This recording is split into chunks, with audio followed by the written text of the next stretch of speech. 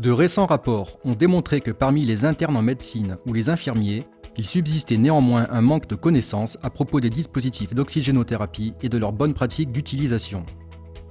Il existe également de fausses croyances, dont les conséquences peuvent entraîner une inadéquation des soins pratiqués sur les patients. Cette vidéo aborde les principaux types de dispositifs couramment utilisés pour délivrer de l'oxygène, pour permettre aux cliniciens de se conformer aux recommandations parues dans le monde, notamment celles de la British Thoracic Society et de l'American Association for Respiratory Care.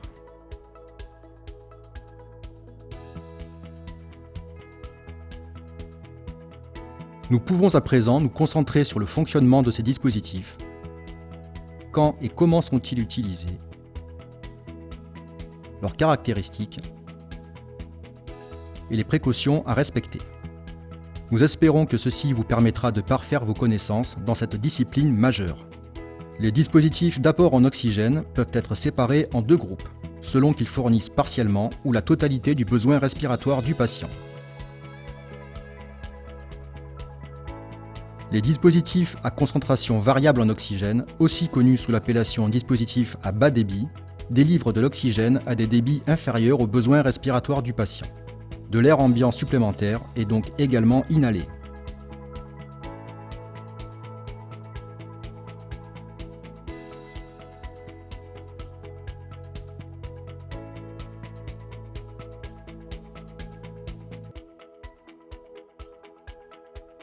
Les dispositifs à concentration fixe en oxygène, aussi connus sous l'appellation dispositifs à haut débit, délivrent des débits couvrant le besoin respiratoire du patient.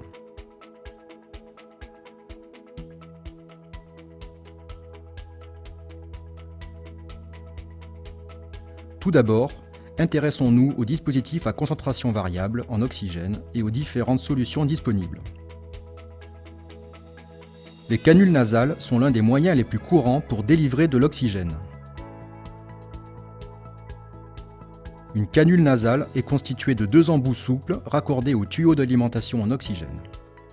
Connectez le tuyau à oxygène au débitmètre et réglez le débit en fonction du besoin clinique du patient. Insérez les embouts dans les narines du patient et faites une boucle autour de ses oreilles.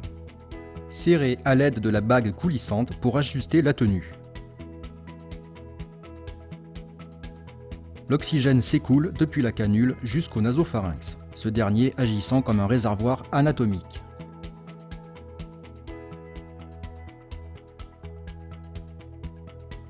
Les canules nasales sont disponibles avec différentes formes d'embouts et sont généralement légères et confortables. L'oxygène peut être administré à 6 litres minute ou moins et les débits jusqu'à 4 litres minute ne nécessitent pas d'être humidifiés.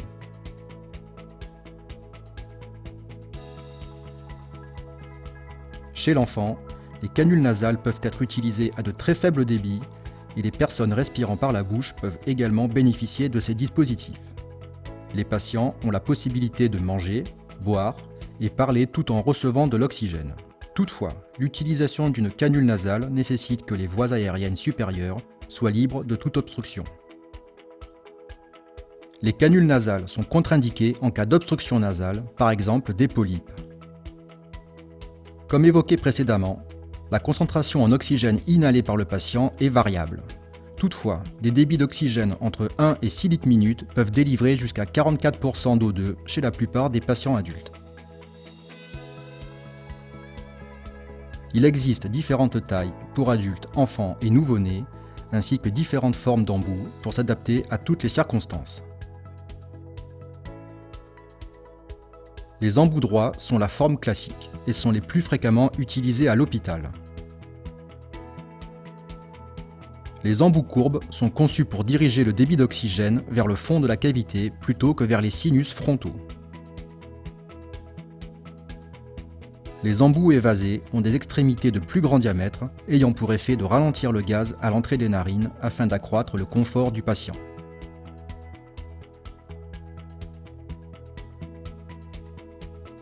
Les embouts courbes et évasés combinent les caractéristiques des deux options précédentes pour délivrer l'oxygène de façon plus douce sans viser les sinus frontaux.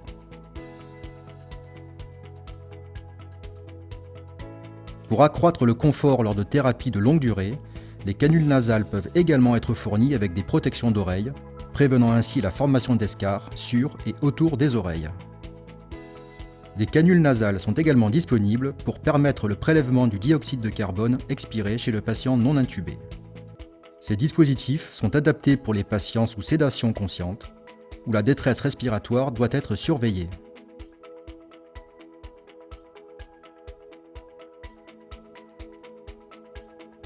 La canule nasale Sentry est placée sur le patient de la même manière qu'une canule nasale classique. Une ligne de monitorage est alors reliée et connectée au capnographe. La canule nasale Sentry délivre de l'oxygène par l'un des embouts et prélève les gaz expirés par l'autre. Les valeurs de CO2 expirées sont comparables à celles obtenues avec un patient intubé. Intéressons-nous maintenant au masque à oxygène moyenne concentration, offrant une autre solution pour l'administration d'oxygène à bas débit. Ces masques peuvent être utilisés pour atteindre des concentrations supérieures à celles obtenues avec des canules nasales, ou bien quand l'inhalation par le nez est impossible. Ces masques sont disponibles en taille adulte et pédiatrique. Les flèches indiquent la manière dont les gaz sont inhalés puis expirés par le patient. Les flèches rouges représentent l'oxygène pénétrant dans le masque. Les flèches oranges représentent l'air ambiant entraîné au travers des évents du masque à chaque inspiration du patient. Et les flèches bleues représentent la phase expiratoire. La concentration d'oxygène inhalée par le patient est variable. Cependant, à titre indicatif, un débit de 5 à 8 litres minute délivrera des concentrations d'oxygène comprises entre 35 et 50% chez la plupart des patients adultes. L'une des extrémités du tuyau à oxygène est connectée à l'embout du masque et l'autre au débitmètre à oxygène. Le débitmètre doit être réglé selon la prescription médicale. Le masque est alors placé sur la bouche et le nez du patient, puis l'élastique doit être serré pour assurer un maintien confortable et sécure. Traditionnellement, l'élastique est placé sur les oreilles. Toutefois, la nouvelle génération de masques à oxygène intersurgical Ecolight permet un positionnement sous les oreilles pour prévenir la formation d'escarres. Il est important de veiller à la bonne étanchéité du masque pour prévenir tout contact d'oxygène avec les yeux. Un masque mal adapté peut exposer les yeux à de hauts débits d'oxygène sec et entraîner une kératopathie, voire une perforation de la cornée. Lors de l'utilisation de ces masques, assurez-vous que le débit soit d'au moins 5 litres minute pour évacuer le dioxyde de carbone et prévenir la réinhalation. La réinhalation des vomissures est plus probable avec un masque.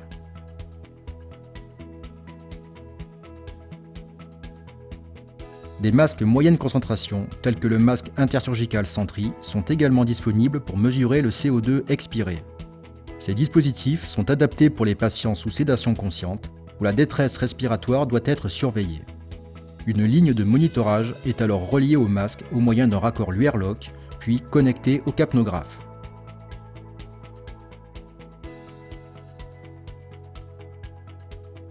Le dernier masque à concentration variable en oxygène auquel nous allons nous intéresser est le masque haute concentration, également connu sous le nom de masque sans réinhalation.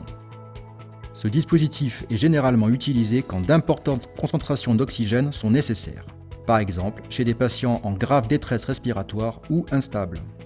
Lors de la phase inspiratoire, la valve interne s'ouvre pour permettre à l'oxygène contenu dans le réservoir de pénétrer dans le masque. Les gaz expirés s'échappent à travers les valves expiratoires. Dans l'absolu, le patient n'inspire pas d'air ambiant. Cependant, l'étanchéité du masque et le mode respiratoire du patient influent sur la quantité d'air ambiant inhalé et sur la concentration d'oxygène délivrée. L'étanchéité limitée des masques ancienne génération ne permet pas d'inhaler plus de 80% d'oxygène avec des débits compris entre 10 et 15 litres minute. L'étanchéité de qualité supérieure que procure la nouvelle génération de masques intersurgical Ecolight minimise la quantité d'air ambiant pénétrant dans le masque. Ainsi, des concentrations de 90% d'oxygène peuvent être délivrées aux patients pour des débits de 10 à 15 litres minute. Cette caractéristique supérieure exige en revanche d'inclure des valves de sécurité sur le masque. En effet, en cas de défaillance de l'alimentation en oxygène et de réservoir vide, les valves de sécurité s'ouvrent pour permettre aux patients de continuer à respirer en inhalant de l'air ambiant. Pour utiliser un masque à oxygène haute concentration, reliez le tuyau à oxygène au débitmètre et réglez le débit sur 15 litres minute. Obturez la valve inspiratoire et laissez le réservoir se remplir. Comprimez le réservoir pour vérifier le fonctionnement de la valve. Si le réservoir ne se vide pas, jetez le masque, choisissez-en un autre et testez-le. Remplissez à nouveau le réservoir et placez le masque sur le visage du patient.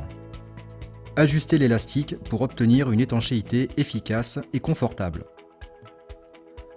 Adaptez le débit d'oxygène de manière à ce que le réservoir reste au moins rempli au tiers en fin de phase inspiratoire. La réinhalation des vomissures est plus probable avec un masque.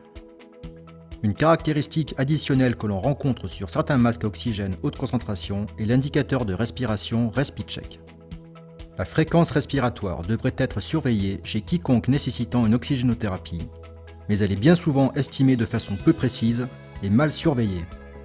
Le RespiCheck est pourvu d'une bille contenue dans un tube en plastique transparent, agissant comme un indicateur visuel de la fréquence respiratoire. Le débit d'oxygène à l'intérieur du masque pousse la bille vers le sommet du tube.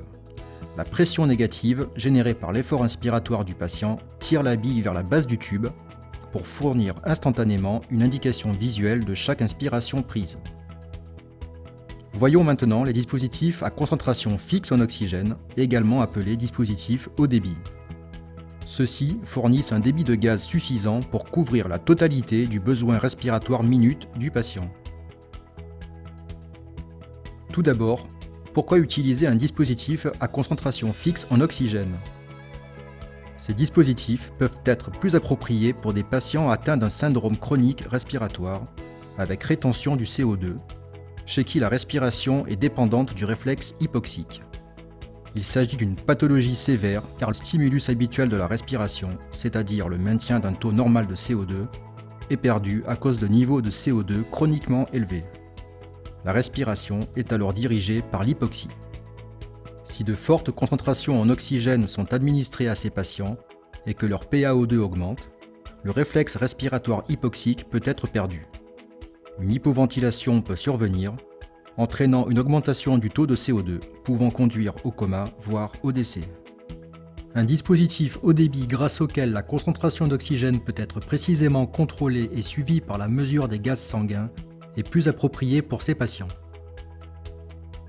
La concentration inhalée en oxygène est déterminée par le calibre de la valve et non par la fréquence et la profondeur respiratoire du patient. Voilà la raison pour laquelle les dispositifs Venturi délivrent de façon précise des concentrations prédéterminées d'oxygène à des débits suffisamment élevés pour couvrir la phase inspiratoire chez la plupart des patients adultes. Grâce à l'effet Venturi, l'air ambiant est entraîné à l'intérieur du dispositif où un mélange précis s'effectue avec l'oxygène pour délivrer au patient un débit de gaz total. Les masques sont disponibles avec différentes valves Venturi, interchangeables et à code couleur, selon la concentration d'oxygène souhaitée, par exemple 35%.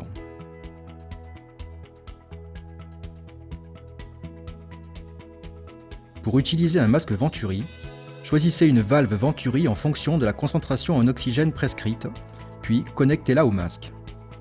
Reliez l'une des extrémités du tuyau à oxygène à l'embout de la valve et l'autre sur le débitmètre. Appliquez sur le débitmètre le débit indiqué sur la valve. Placez le masque sur la bouche et le nez du patient, puis serrez l'élastique pour assurer un maintien confortable et sécure. Il est important de noter que pour toute concentration en oxygène supérieure à 40%, la valve peut éventuellement ne pas générer un débit total suffisant pour couvrir les besoins respiratoires les plus élevés. Il existe également une confusion largement répandue entre concentration en oxygène et débit d'oxygène. Si le débit d'oxygène est augmenté, le débit total délivré au patient l'est tout autant, mais la concentration d'oxygène reste la même. Par exemple, le débit d'oxygène recommandé pour une valve Venturi à 35% est 8 litres minute. Ceci délivre au patient un débit total de 45 litres minute avec une concentration en oxygène de 35%. Accroître le débit à 10 litres minute augmentera le débit total délivré au patient, mais la concentration en oxygène restera à 35%. Les valves Venturi fixes peuvent aussi être connectées avec des pièces en T pour oxygène en phase de réveil. La plus utilisée est la valve à 40%. Ces systèmes apportent de l'oxygène supplémentaire aux patients intubés en respiration spontanée, pendant le transfert ou en salle de réveil. Reliez l'une des extrémités du tuyau à oxygène à l'embout de la valve et l'autre sur le débitmètre. Appliquez sur le débitmètre le débit indiqué sur la valve. Connectez la pièce en T au raccord 15 mm du tube trachéal ou du dispositif supraglottique. L'inconvénient des valves Venturi fixes est que l'utilisateur doit changer de valve quand le patient requiert une concentration différente. Ceci peut être arrangé au moyen d'une valve Venturi réglable.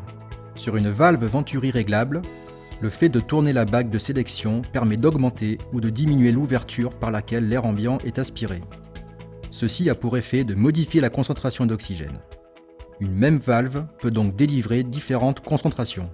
La valve n'ayant plus besoin d'être remplacée quand la concentration d'oxygène prescrite est modifiée, la thérapie peut être adaptée de façon simple et rapide. Le stockage est également optimisé puisque l'hôpital n'a plus besoin de différentes valves. La valve Venturi réglable Silente peut délivrer des concentrations comprises entre 26 et 50% et incorpore un mécanisme à rotation et verrouillage pour prévenir toute manipulation accidentelle. Comme avec une valve Venturi fixe, reliez l'une des extrémités du tuyau à oxygène à l'embout de la valve et l'autre sur le débitmètre. Pour sélectionner la concentration d'oxygène prescrite, assurez-vous que la molette de sélection soit positionnée sur l'intervalle approprié. Si la concentration prescrite est comprise entre 26 et 35%, la molette de sélection doit indiquer l'intervalle 26-35. Si la concentration prescrite est comprise entre 40 et 50%, tournez et positionnez la bague de sélection de la concentration d'oxygène sur 35%, puis tirez et tournez la molette de sélection de l'intervalle sur 40-50. Pour sélectionner la concentration d'oxygène prescrite, tirez puis tournez la bague de sélection. Réglez le débitmètre selon le débit indiqué sur la valve. La gamme de masques intersurgical Ecolite représente une nouvelle avancée dans les dispositifs d'oxygénothérapie et répond positivement aux nombreuses limites imposées par les anciens modèles. Les matériaux employés ont un impact environnemental réduit de façon notable. Les masques à oxygène Ecolite sont légers et pourvus d'une lèvre souple, étanche, procurant un confort sans précédent pour le patient.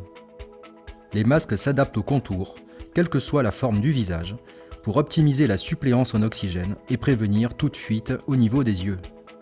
Les masques à oxygène Ecolite ont également été conçus dans le but de prévenir la formation d'escarres, car ils réduisent le risque de traumatisme dû aux compressions.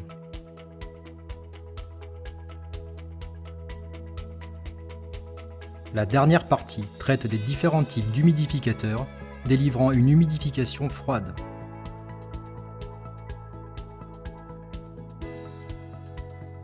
Dans leur ouvrage Pratique clinique en soins respiratoires, Fink et Hunt décrivent les deux dispositifs les plus couramment utilisés dans cette catégorie. Un humidificateur est un dispositif ajoutant de l'eau à l'état moléculaire dans un gaz, tandis qu'un nébuliseur produit un aérosol ou une suspension de particules dans un gaz. Les humidificateurs à bulles utilisent le principe d'humidification par la remontée des bulles pour permettre à l'oxygène sec d'atteindre un niveau d'humidité ambiant. Le gaz est dirigé à l'intérieur du flacon d'eau, où il est divisé en fines bulles se chargeant en humidité pendant qu'elles remontent vers la surface. L'humidité absolue du gaz varie en fonction du débit, de la température de l'eau, de la contenance du flacon et du volume d'eau présent dans le flacon. Les humidificateurs à bulles sont pour la plupart utilisés avec des dispositifs à bas débit tels que des canules nasales ou des masques à oxygène moyenne concentration. Certains modèles sont pourvus d'une valve de surpression conçue pour prévenir une pression excessive dans le flacon, si le tuyau à oxygène venait à être obstrué. Le fonctionnement de cette valve émet notamment une indication sonore pouvant attirer l'attention du personnel soignant.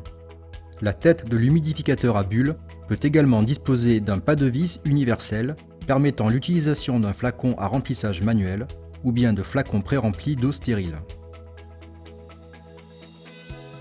Le débitmètre doit être connecté à une source d'oxygène appropriée. Versez de l'eau stérile dans le flacon et vissez-le à la tête de l'humidificateur. Ou bien utilisez un flacon pré-rempli d'eau stérile. Connectez ensuite l'humidificateur au débitmètre. Pour tester la valve de surpression, réglez le débitmètre sur 4 litres minutes et obturez la sortie. Vérifiez que la valve s'active en moins de 5 secondes. Ajustez le débitmètre selon le débit d'oxygène prescrit. Reliez le tuyau à oxygène à l'humidificateur à bulles et au dispositif d'inhalation, puis placez ce dernier sur le patient.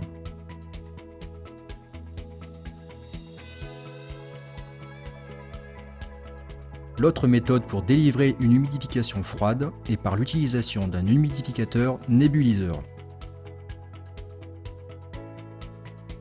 Les humidificateurs nébuliseurs utilisent le principe Venturi pour créer une zone de dépression à l'extrémité d'un tuyau. L'autre extrémité du tuyau s'étend jusqu'à la base d'un flacon contenant de l'eau stérile. L'eau est aspirée par le tube et changée en un aérosol de fines gouttelettes au contact du débit d'oxygène. Cette même zone de dépression entraîne également de l'air ambiant, pour diluer l'oxygène à la concentration souhaitée. Le mélange air-oxygène, désormais humidifié, arrive ensuite au patient. Les humidificateurs nébuliseurs peuvent délivrer entre 24 et 50 mg d'eau par litre de gaz, selon les réglages du débit. Les humidificateurs nébuliseurs sont principalement utilisés avec des masques aérosols ou de trachéotomie. Il est primordial que ces dispositifs fonctionnent de la façon la plus silencieuse possible pour ne pas troubler le confort du patient. Ils doivent également être conformes aux normes internationales pour assurer la délivrance de concentrations précises en oxygène. Certains dispositifs, comme l'Aqua-Mist, sont équipés d'un système de sécurité pour prévenir toute modification accidentelle de la concentration d'oxygène. Comme les humidificateurs à bulles, la tête de l'humidificateur nébuliseur Aquamist est pourvue d'un pas de vis universel permettant l'utilisation d'un flacon à remplissage manuel ou bien de flacons pré-remplis. Le débitmètre doit être connecté à une source d'oxygène appropriée. Versez de l'eau stérile dans le flacon et vissez-le à la tête de l'humidificateur. Connectez ensuite l'humidificateur au débitmètre. Reliez un flex tube de 22 mm à la sortie de l'humidificateur. Il est important de positionner le tuyau en contrebas du patient et de drainer régulièrement la condensation afin d'éviter qu'elle ne pénètre dans le masque et n'obstrue le flex tube. Reliez le tuyau au masque aérosol et positionnez la bague de sélection sur la concentration prescrite. Réglez le débitmètre pour délivrer le débit total requis par le patient. L'Aqua-Mist d'intersurgical rend cette manipulation aisée en indiquant le débit approprié au-dessus de chaque concentration d'oxygène. Placez le dispositif d'inhalation sur le patient. Le masque aérosol doit être positionné sur la bouche et le nez du patient et l'élastique doit être ajusté pour procurer une étanchéité efficace et confortable. En cas d'utilisation d'un masque de trachéotomie, positionnez-le par-dessus le site de trachéotomie et ajustez l'élastique autour du cou du patient. Il n'existe aucune norme internationale pour la connectique des débitmètres. Cette dernière peut donc varier selon les pays ou le fabricant. L'Aqua-Flow et l'Aqua-Mist sont pourvus d'une connexion à l'oxygène de type DISS, l'une des plus courantes. Des adaptateurs sont disponibles pour permettre une connexion sur d'autres types de débitmètres, par exemple en M12. Ces dispositifs ne doivent pas être utilisés en circuit respiratoire car leur orifice d'aspiration d'air ambiant pourrait générer une fuite dans le système. Ces dispositifs doivent être utilisés seulement avec de l'eau stérile, qu'il est recommandé de changer quotidiennement. Tout liquide résiduel doit être drainé hors du flacon et mis au rebut avant de remplir à nouveau. En résumé, cette vidéo a abordé des dispositifs d'oxygénothérapie divers et variés, notamment les dispositifs à concentration variable en oxygène, les dispositifs à concentration fixe en oxygène, et les dispositifs pour humidification. Nous espérons que cette vidéo vous aura permis d'approfondir vos connaissances dans cette discipline majeure.